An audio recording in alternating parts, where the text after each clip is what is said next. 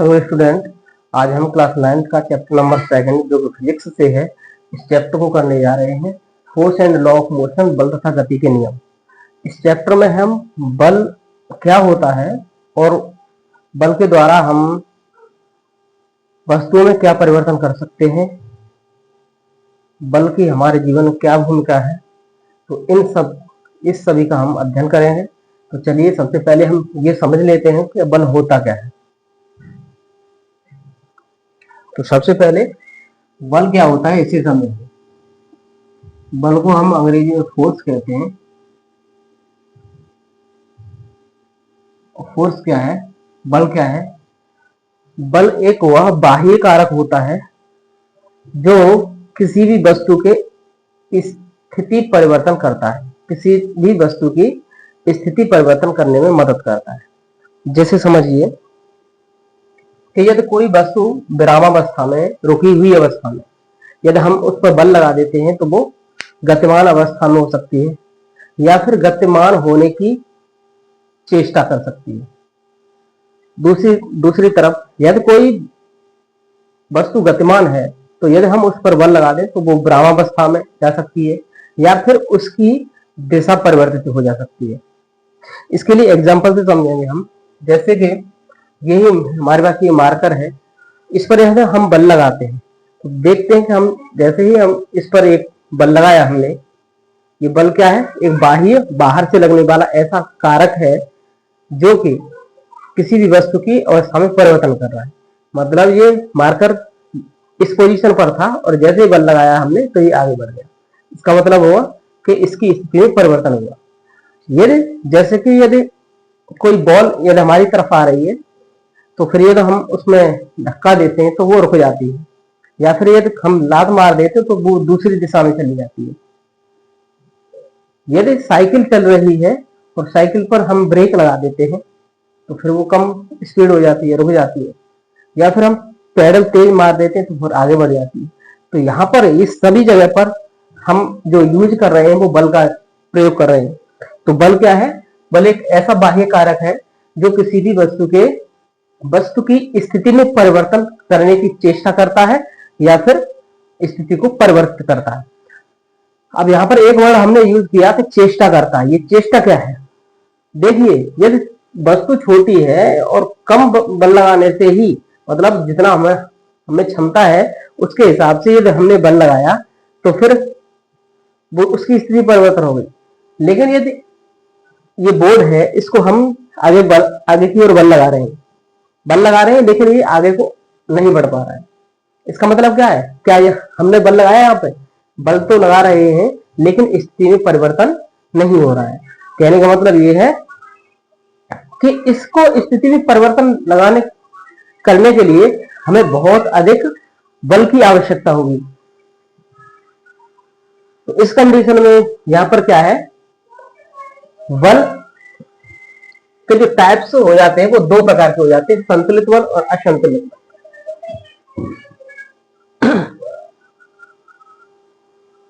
संतुलित बल क्या होता है और असंतुलित बल क्या होता है? जब से हम कोई दीवार खड़ी हुई है, दीवार पर हम ये धक्का लगाते हैं तो दीवार आगे सीधी और नहीं बढ़ती। एक गाड़ी खड़ी हुई है, ट्रक खड़ा हुआ है बड़ा सा, जब हम उसको धकेलते हैं, कोई भी व्यक्ति एक अकेला धकेल रहा है स्थिर गाड़ी को, तो वो आगे नहीं बढ़ेगी। इसी प्रकार से यदि और कोई बाहरी चीज है, बड़ा सा एक पत्थर है जिसको हम उठाने की कोशिश कर रहे हैं लेकिन वो नहीं उठ रहा है, तो क्या इस जगह पर हमने बल लगाया? हाँ, इस जगह पर हमने बल तो लगाया है, गाड़ी को आगे धकेलने की कोशिश की लेकिन वो गाड़ी नहीं बढ़ी। दीवार को हटाने की कोशिश की लेकिन नहीं हटी। तो इस कंडीशन में हुआ क्या है? बल तो हमने लगाया था। तो इस कंडीशन में ये होता है जैसे कि ये दीवार है, इस पर हमने बल लगाया। ये मान लीजिए कि ये क्या है? ये दीवार है, इस पर हमने कोई बल लगा दिया, एफ बल लगा दिया। तो दीवार भी हमारे ऊपर भी, जैसे हमने यहां पर जो बल लगाया तो दीवार भी हमारे ऊपर कितना बल लगाएगी? एफ ही बल लगाएगी। और मान लीजिए हमने जो बल लगाया उस पर एफ बल है और दीवार ने जो बल लगाया है हमारे ऊपर वो F2 है। तो जब दीवार अपनी जगह से नहीं हट रही है तो हम इस जगह पर कहेंगे F1 is equal to F2। कहने का मतलब यह है कि जितना बल हमने दीवार पर लगाया है उतना ही बल दीवार ने हमारे ऊपर लगाया है। अगली बात, जैसे ट्रक के ऊपर हम बल लगा रहे थे, सेम कंडीशन, जितना हमने बल लगाया ट्रक के ऊपर उतना ही ट्रक ने हमारे ऊपर भी बल लगा दिया। कोई बड़ा सा पत्थर जिसको उठाने के लिए हमने कोशिश की, पत्थर नहीं उठा, तो जितना हमने बल उसको उठाने के लिए बल लगाया, पत्थर ने उतना ही दबाव हमारे ऊपर लगा दिया, मतलब बल लगा दिया, और वो नहीं उठा। जैसे ये बोर्ड है, इस बोर्ड को मैं दबाने की कोशिश कर रहा हूं लेकिन ये आगे नहीं बढ़ रहा है, तो जितना बल मैं इधर लगा रहा हूं उतना ही बल क्या हो रहा है, ये इधर की ओर लग रहा है। तो जो बल का मात्रक है वो न्यूटन है। बल का मात्रक क्या है, न्यूटन है। मेजरमेंट या इसकी नाप तोल करेंगे हम बल की तो किसमें करेंगे, न्यूटन में करेंगे।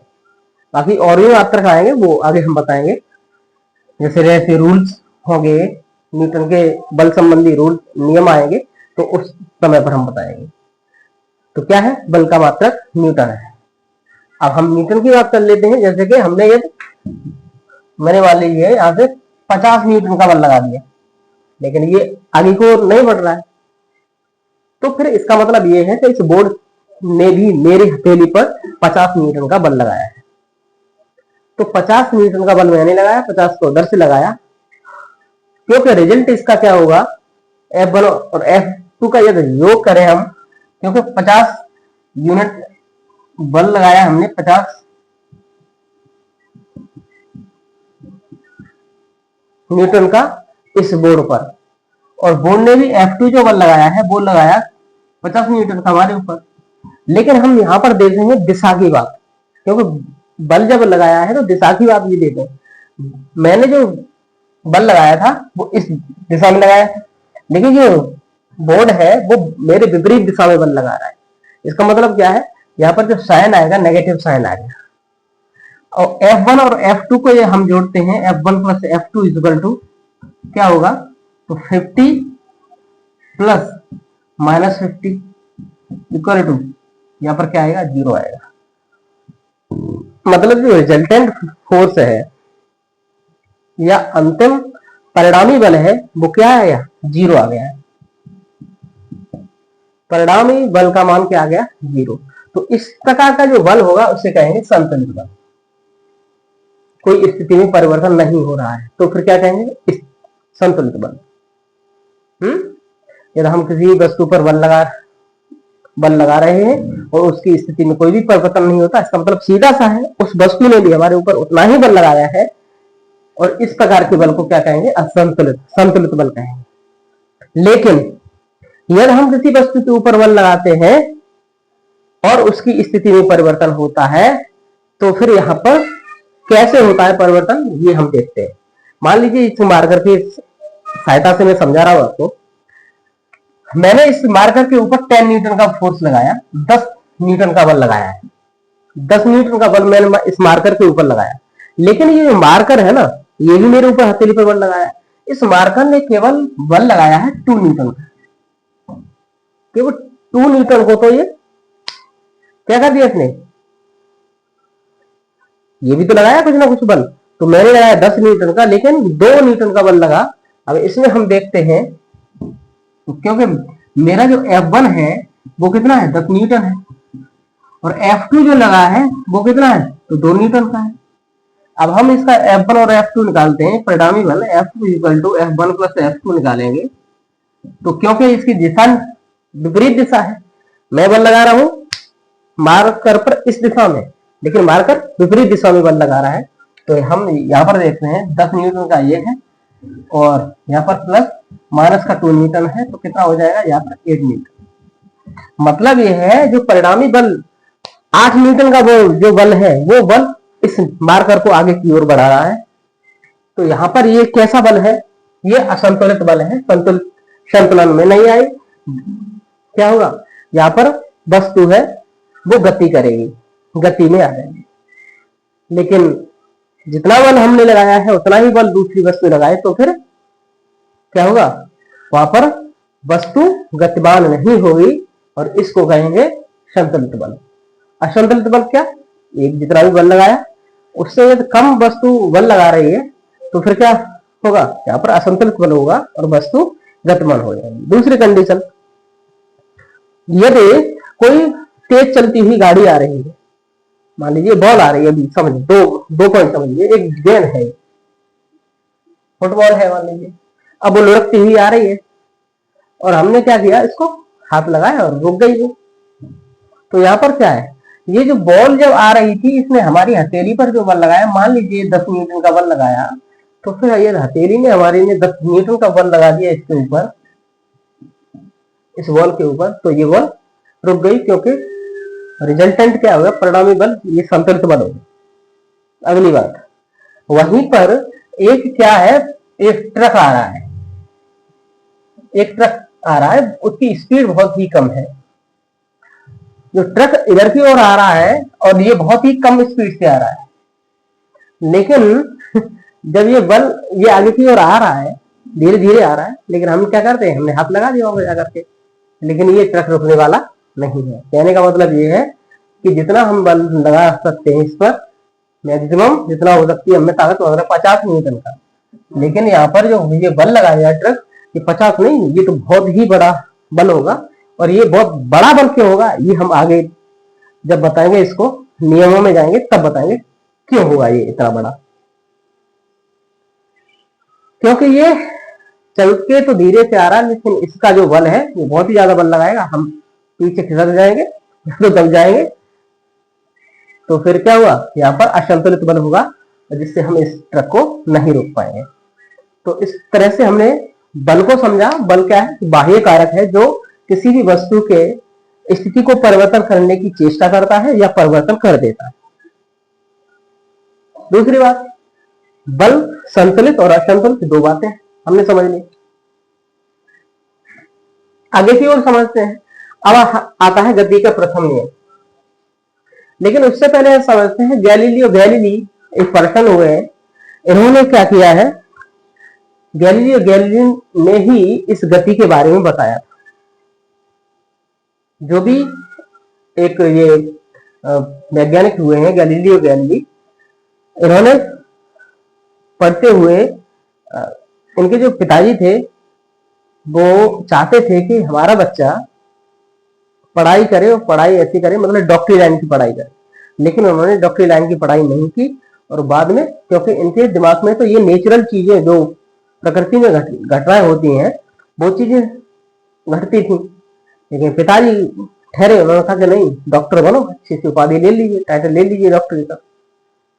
लेकिन इनको ये चीज समझ में नहीं आती थी, लेकिन फिर ये प्रकृति के नियमों में ही खोए रहते थे। इस तरह से इन्होंने कुछ टिप्स दिए और उन्हीं टिप्स को पढ़ करके अपनी बुक उन्होंने लेकर आए, और उस बुक के आगे इन्होंने जो टिप्स दिए उन टिप्सों को पढ़ा किसने, न्यूटन ने। अब न्यूटन ने इनके जो कॉन्सेप्ट दिए थे इन्होंने, उनके आधार पर आगे 3 गति के नियम दिए, गति विषयक 3 नियम दिए, गति का प्रथम नियम, गति का द्वितीय नियम और गति का तृतीय नियम, 3 नियम दिए। तो क्या नियम दिए हैं उनको हम समझते हैं। बाकी हमने ये समझ लिया कि संतुलित और असंतुलित बल क्या होता है, बाकी बल भी क्या होता है ये हम समझ लिया है।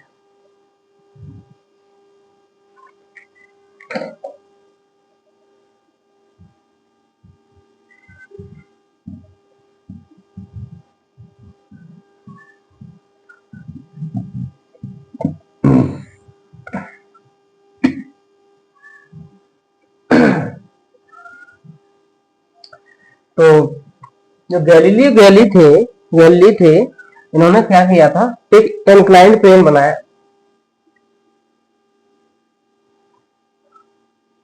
इस प्रकार का।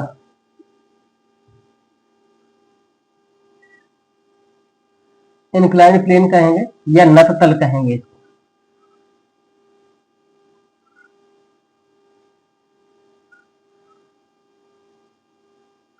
और यहाँ पर एक बॉल ली और इसको छोड़ दी, इस तल को, इसको नत तल कहेंगे। मतलब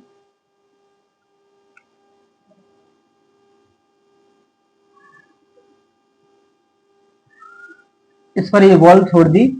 अब बॉल क्या आएगी, और ये तल है, तिरछा तल है, जो कि आधार से कुछ एंगल बनाते हुए है। इस पर जब ये बॉल नीचे को आएगी, और यहां से नीचे आने के बाद ये घर्षण रहित तल बनाया उन्होंने। घर्षण रहित क्या हुआ, मतलब खुरदरा नहीं होगा, चिकना सतह होगी, बहुत ही चिकनी, और इतनी चिकनी, चिकनी के बाद भी और भी ज्यादा ये जरूरत पड़े तो ऑयल डाल दीजिए उसमें। ये तेल है, और भी ज्यादा चिकनी हो जाएगी, फिर क्या होगा, उस पर रुकावट नहीं होगी। तो उन्होंने देखा कि ये वाली बॉल जितनी ऊंची यहाँ पर नीचे को आएगी, और नीचे को आने के बाद ऊपर जब जाएगी, तो जितनी ऊंचाई पर ये इधर थी उतनी ऊंचाई तक इधर जाती है, इस जगह पर आती है। और यही बॉल जब नीचे की आ रही है, यदि हम तल को थोड़ा सा और भी झुका दें, तो फिर क्या हो रहा है, जितनी ऊंचाई से आई थी वो उतनी ही ऊंचाई पर इस जगह पर पहुंच जाती है। मतलब यहाँ पर ये वाली जो दूरी है, ये दूरी बढ़ गई। आगे को ये इसको थोड़ा सा और नीचे की ओर कर देते हैं, एंगल को थोड़ा और कम कर देते हैं, तो हम देखते हैं, उन्होंने देखा कि ये और भी दूरी तय करे, मतलब यहाँ से आई। और यदि इसको सीधा सीधा कर दिया जाए, और भी ऊपर कर दिया जाए, इस टाइप से कर दिया जाए, तो फिर क्या होगा, ये आए और मतलब दूरी तय कम की, लेकिन ऊंचाई लगभग उतनी ही तय कर ली। तो जब हम इस प्रकार से किसी भी नत तल पर या फिर आनत तल पर, इसको आनत तल कहेंगे, ये बना हुआ तल है आनत तल। आनत तल पर यदि कोई हम बॉल को गुजारते हैं, और वो ऐसा तल है जिस पर बिल्कुल भी घर्षण नहीं है, क्या नहीं है, ये घर्षण रहित होता है। मतलब क्या है घर्षण रहित, मतलब कोई भी रुकावट नहीं है, बिल्कुल चिकना है, स्मूथ है। और थोड़ा सा ये लगा के हाथ चिकना है, उसके बाद भी थोड़ी सी रुकावट आ रही, तो उस पर लुब्रिकेंटस लगा हुआ है, ग्रीस लगा हुआ है, या तेल लगा हुआ है, जिससे कोई भी रुकावट नहीं है। गोली हमने कांच की गोली ली है इस पर, या फिर लोहे की गोली हो सकती है, तो फिर आमतौर पर ये वाली कंडीशन है। तो ये सारी चीजें किसने बता दी थी, ये बता दी थी गैलीलियो गैलीली। लेकिन आगे इन सब का अध्ययन जो भी गैलीलियो गैलीली ने सिद्धांत दिए अपने, उनको पढ़ते हुए न्यूटन ने उनके सिद्धांतों को पढ़ा, और न्यूटन ने फिर नियम देना स्टार्ट किए। सबसे पहले न्यूटन ने 3 नियम दिए थे, गति का प्रथम नियम, द्वितीय और तृतीय, 3 नियम दिए थे। तो सबसे पहले गति का प्रथम नियम क्या है, इसको समझते हैं।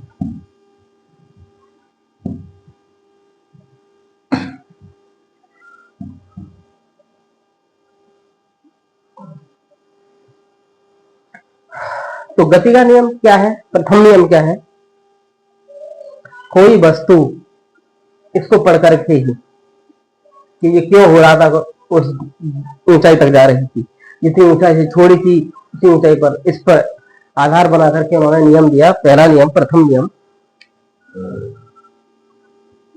गति का प्रथम नियम।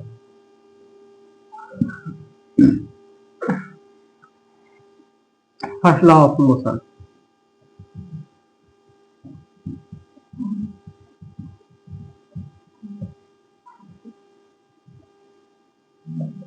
प्रथम नियम कह दिया कि जब तक किसी वस्तु पर यदि हम बाह्य बल न लगाएं, जैसे यदि कोई वस्तु गतिमान है तो गतिमान ही रहेगी, कोई वस्तु यदि रुकी है स्थिर अवस्था में तो वो स्थिर ही रहेगी, जब तक हम उस पर कोई बाह्य बल नहीं लगाते। ये बात सही है। कोई यदि गेंद है, वो जब तक चल रही है वो चलती रहेगी। कब तक चलती रहेगी, जब तक हम उस पर बाह्य बल नहीं लगाते, बाहर से कोई बल नहीं लगाते। यदि कोई वस्तु रुकी हुई है तो वो रुकी रहेगी जब तक हम इस पर कोई बल नहीं लगाए। जैसे ये बोर्ड है, रुका हुआ है, इधर उधर क्यों नहीं हट रहा, ये इसलिए नहीं हट रहा क्योंकि इस पर हमने बाहर से कोई भी बल नहीं लगाया। हाँ, यदि हम बल लगाते थोड़ा देखिए ये हिल भी रहा है। तो कोई भी वस्तु स्थिर है तो स्थिर ही रहेगी, या गतिमान है तो गतिमान ही रहेगी, जब तक हम उस पर कोई बाहर बाह्य बल नहीं लगाए, ये हम उन्होंने पहला नियम दिया। या फिर इसी बात को हम कह सकते हैं, कोई भी वस्तु अपनी स्थिति परिवर्तन का विरोध करती है, ऐसे कह सकते हैं। कोई वस्तु कोई भी वस्तु अपनी स्थिति परिवर्तन का विरोध करती है।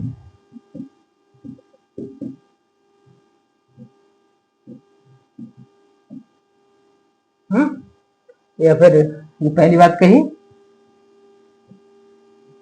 कोई भी वस्तु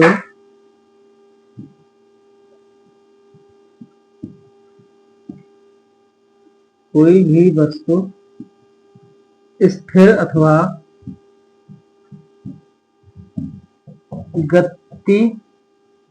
गतिक अवस्था में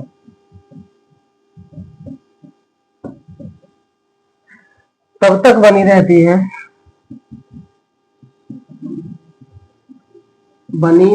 या बनी रहेगी जब तक कि उस पर कोई बाह्य बल न लगे,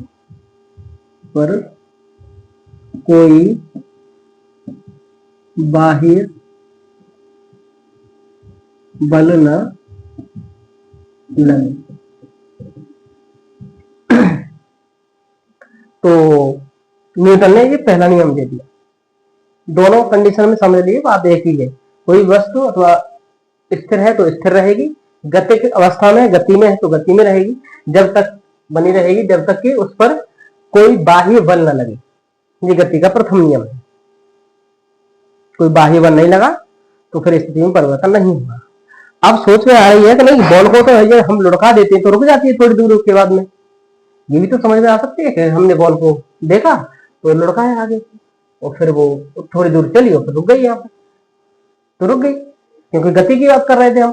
तो कोई बस स्थिर या गति की अवस्था तब तक बनी रहेगी जब तक कि उस पर कोई बाह्य बल न लगे। हाँ, ये रुक गई है बॉल यहाँ पर आकर के, क्यों? क्योंकि इस पर एक बाह्य बल लग रहा है, क्योंकि ये जो बॉल है वो लुढ़कती ही आएगी, और जब लुढ़कती हुई आएगी तो ये जमीन से लुढ़कती हुई आएगी, और जमीन क्या करेगी, इसके ऊपर विपरीत दिशा में एक बल लगाएगी, जिसको बोलते हैं क्या?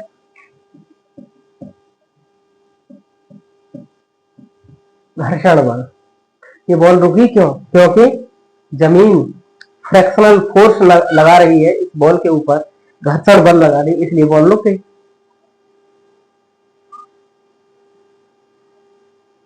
और तो सीधी सी बात है, कोई भी वस्तु और जब तक तो उस पर कोई बाह्य बल न लगे स्थिर अवस्था में रहेगी। कोई वस्तु जैसे स्थिर है तो बाह्य बल नहीं लगाया तो फिर स्थिर ही रहेगी। या फिर दूसरी बात है, कोई भी वस्तु अपनी स्थिति परिवर्तन का विरोध करती है, ये भी बात कह सकते हैं। जैसे कोई गाड़ी खड़ी हुई है, उसको हम धकेलते हैं, हल्का हल्का बल लगाएंगे तो फिर वो आगे बढ़ने की कोशिश करती है? नहीं, ऐसे हिलती है, सबसे पहले हिलेगी। तो क्योंकि वो स्थिर ही रहना चाहती है, जिस जगह पर खड़ी हुई है उसी जगह पर रहना चाहती है, स्थिर ही रहना चाहती है, तो वो स्थिति परिवर्तन का विरोध रहेगी। अगली बात, एक गेंद है जो आ रही है, वो क्या करेगी? जैसे तेजी से आ रही गेंद को अगर रोकने की कोशिश करें तो ये ज्यादा तेज है तो फिर वो क्या करेगी? हमारी उंगलियों को भी ऐसे मोड़ते हुए वो आगे को निकल जाएगी। तो यहाँ पर ये क्या हुआ? अपनी स्थिति परिवर्तन का विरोध, वो गति में ही रहना चाहती है। जैसे घड़ी का पेंडुलम होता है, ऐसे घूमता है, जब तक हम कोई बल नहीं लगाते तो रुकता नहीं तो ऐसे ही चलता रहता है। तो स्थिति परिवर्तन का विरोध करती है।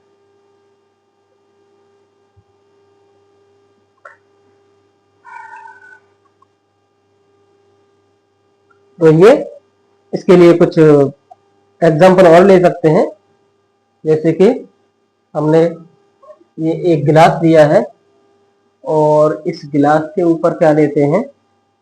एक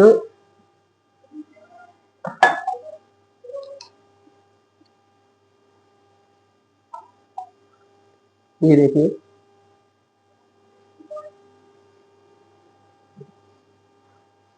ये इसका एग्जाम्पल भी है, या कोई सिक्का रखते हैं इसके ऊपर, या फिर मैंने इस कैप को रख लिया है, अब क्या होगा, ये रुका हुआ है। प्रथम जो नियम है उसे जड़त्व का नियम भी कहते हैं। क्यों कहते हैं, तो यूं कहते हैं, जैसे कि ये वस्तु है, मैं इस पर धकेल लगाऊंगा, मैं इसको क्या करूंगा, धक्का दूंगा। जब मैं इसको धक्का दूंगा तो फिर क्या होगा, ये अपनी स्थिति परिवर्तन का विरोध करेगा। ये तो आगे बढ़ जाएगा, लेकिन ये स्थिति परिवर्तन का विरोध करेगा और ये यहीं पर रुका रहेगा, और रुका रहेगा, या फिर ये देखिए, ये इसी में गिर गया, देखो ये निकल आया। दोबारा से देखो, या फिर समझ लिया आपने, देखिए ये इसी में है।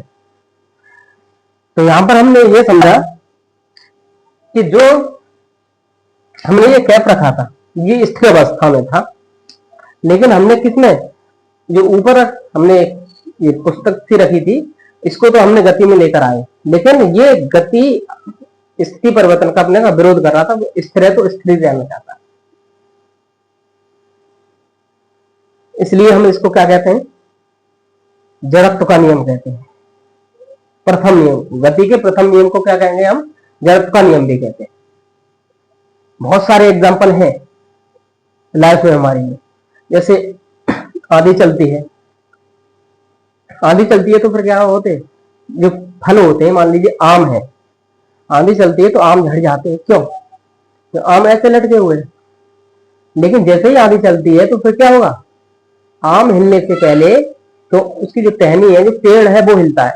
पेड़ जैसे ही हिलेगा, लेकिन आम क्या है, वो स्थिर रहना चाहिए, और जैसे ही टहनी हिल जाएगी, ये तो गति में आ गई, लेकिन ये गति में नहीं आएगा और उसका डंठल से आम नीचे गिर जाएगा।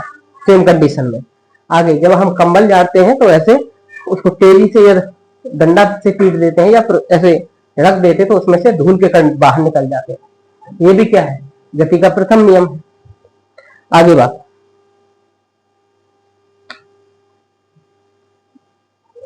और एग्जाम्पल इसके हो सकते हैं, तो जैसे हम कैरम खेलते हैं बच्चे, कैरम की गोटियां एक के ऊपर एक गोटी ऐसे करके बीच में रख लेते हैं, और उसमें एक बड़ा वाला बड़ी गोट होती है, उसमें हम क्या करते हैं, अंगूठी से उंगली से उसको मारते हैं। जैसे हमने मारा तो फिर हम देखते हैं कि जो गोटियां रखी हुई थी उसमें से बीच की या कहीं से भी जिस गोटी में लगा हुआ है वही गोटी आगे निकल के भाग गई, बाकी गोटियां वहीं पर स्थित, ऐसा देखते हैं। तो यही क्या है, गति का प्रथम नियम का एग्जाम्पल है, अनुप्रयोग है। तो इस टाइप से हम बहुत सारे एग्जाम्पल देखते हैं। आगे हम ऐसा भी देखते हैं, जैसे गाड़ी चल रही है, कोई भी गाड़ी चलती है, तो जैसे ही आगे की और गाड़ी चलने को होती है तो फिर हम पीछे की ओर झुक जाते हैं। क्यों झुक जाते हैं, तो जैसे ही पीछे की ओर क्यों झुक गए, तो ये समझे हम, जैसे हम ये गाड़ी में बैठे हुए, ड्राइवर ने गियर डाला, आगे की ओर गाड़ी चलने लगी, तो गाड़ी चलने लगी तो नीचे वाला जो पार्ट है हमारा, जिस पर हम सीट पर बैठे हुए हैं, वह तो गति में तुरंत ही आ जाता है, लेकिन ऊपर वाला जो शरीर है हमारा, गर्दन, ये तुरंत ही गति में नहीं आ पाता, इसलिए ये पीछे की ओर झुक जाता है। और जैसे वो ब्रेक लगाता है तो क्या कंडीशन, क्योंकि जब गाड़ी चल रही होती है तो फिर हम भी उसी गाड़ी के साथ में गति कर रहे होते हैं, और जैसे ही ड्राइवर ब्रेक लगाता है तो क्योंकि हमारा निचला हिस्सा जो कि सीट के कांटेक्ट में है, गाड़ी स्थिर अवस्था में आ जाएगी, लेकिन निचला हिस्सा भी जल्दी से स्थिर अवस्था में आ जाएगा। लेकिन क्या होगा कि ऊपर वाला जो हिस्सा है वो स्थिर अवस्था में नहीं आ पाएगा, जिससे क्या होगा, हम आगे की ओर झुक जाएंगे। इसलिए उसमें गाड़ी में लिखा भी होता है कि सीट बेल्ट का प्रयोग करें। तो तेज चलने वाली गाड़ियां होती हैं उसमें सीट बेल्ट ही लगाई जाती है, बाकी जो एरोप्लेन होते हैं उसमें भी सीट बेल्ट का प्रयोग किया जाता है, क्योंकि इसकी स्पीड ही इतनी होती है कि ज्यादा स्पीड है तो कोई हादसा ना हो, इसलिए सीट बेल्ट लगाई होती है। यदि तुम जाओगे भी तो सीट बेल्ट से धीरे धीरे आगे किया है। तो फिर क्या है, ये जड़त्व की बात हुई। लेकिन उसके बाद हम चलते हैं दूसरे नियम की। लेकिन उससे पहले एक बात समझना है हमें, जड़त्व तथा द्रव्यमान क्या होता है, कैसे समझे।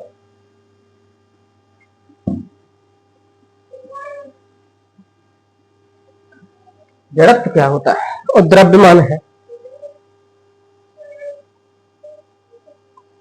देखिए, ये जो द्रव्यमान है और जड़त्व और द्रव्यमान, जड़त्व हमने समझ लिया, तो जड़त्व दो प्रकार का है, अभी हमने समझ लिया कि एक तो स्थिर स्थिर है तो स्थिर रहेगी, वस्तु स्थिर है तो स्थिर वाला जड़त्व है, और गतिमान है तो गति का जड़त्व है। तो जड़त्व दो प्रकार का, एक स्थिर वाला और गतिक, स्थिर जड़त्व और गतिक जड़त्व। तो वस्तु गति है, गतिक अवस्था में तो गति में ही रहेगी, तो ये गतिक जड़त्व होता है। बाकी स्थिर है तो स्थिर ही रहना चाहती है, तो फिर ये स्थिर वाला जड़त्व। तो जड़त्व दो प्रकार का है, लेकिन इसके साथ में एक और बात आ रही है, द्रव्यमान क्या है। द्रव्यमान, द्रव्यमान मीन्स होता है मास, मास को डिनोट करते हैं एम से। ये क्या होता है तो जड़त्व और द्रव्यमान का अंतर हम ऐसे समझते हैं, जैसे ये तो कोई बाहरी वस्तु है तो उसका क्या है, द्रव्यमान अधिक है।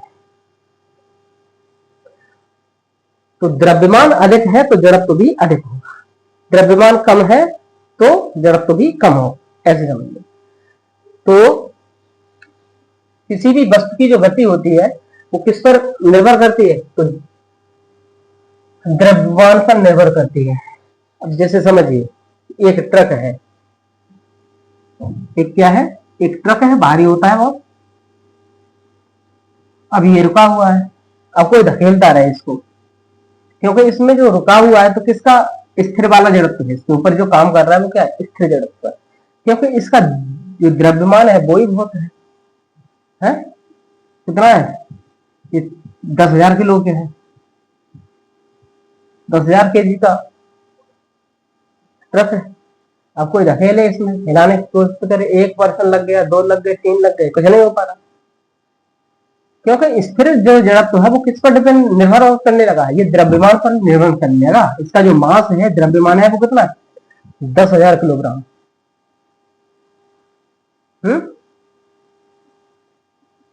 10,000 किलोग्राम मास है तो फिर ये हिलेगा ना। यदि यही बात है यदि दूसरी तरफ से ही जाए, तो यही ट्रक यदि थोड़ी सी स्पीड से आ रहा है, हल्का हल्का धीरे की ओर से आगे की ओर मतलब बढ़ता हुआ आ रहा है, और इसको दो या तीन लोग कहें तो रुक जाओ, तो ये रुकेगा नहीं, क्योंकि इसका जो वजन है ना ये बहुत हाई है, 10,000 किलोग्राम है।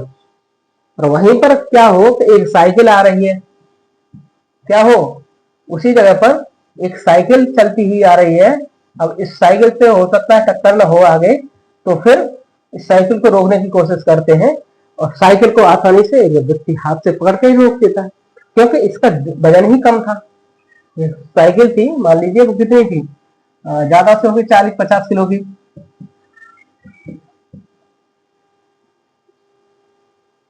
वजन कम, तो जो उसका जो जड़त्व है वो भी कम है, वजन ज्यादा तो जड़त्व भी ज्यादा।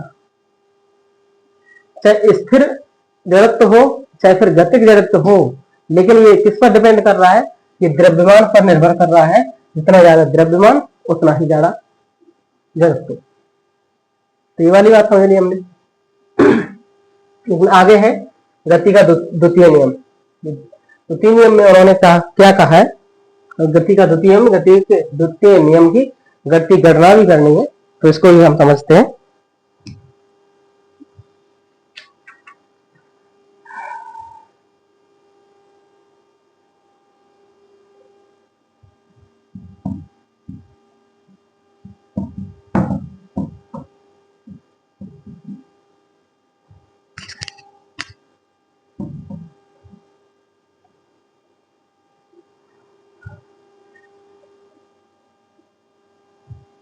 तो गति के द्वितीय नियम में क्या है, गति का द्वितीय नियम,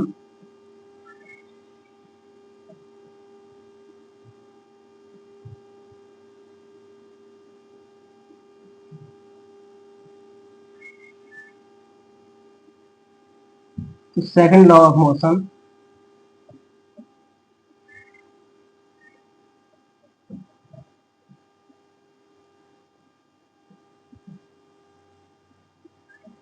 द्वितीय नियम में क्या कहा है? द्वितीय नियम ये कहता है F इक्वल टू एम ए,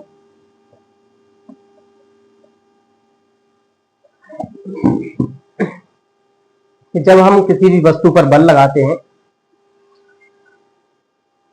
और बल लगाते ही रहते हैं तो उसके त्वरण में परिवर्तन होता है, तो वस्तु त्वरित होती है, ऐसे समझ लीजिए। द्वितीय नियम में कहा है कि यदि हम किसी वस्तु पर बल लगाते रहते हैं तो वो त्वरित अवस्था में आ जाती है, वो त्वरित होती है। और बल लगाना यदि बंद कर देते हैं तो फिर वो प्रारंभिक अवस्था में आ जाती है। तो इस बात को हम समझ जाएंगे, क्योंकि इसमें यह है गति गणना भी करनी है। इससे पहले 1 मिनट 1 सेकंड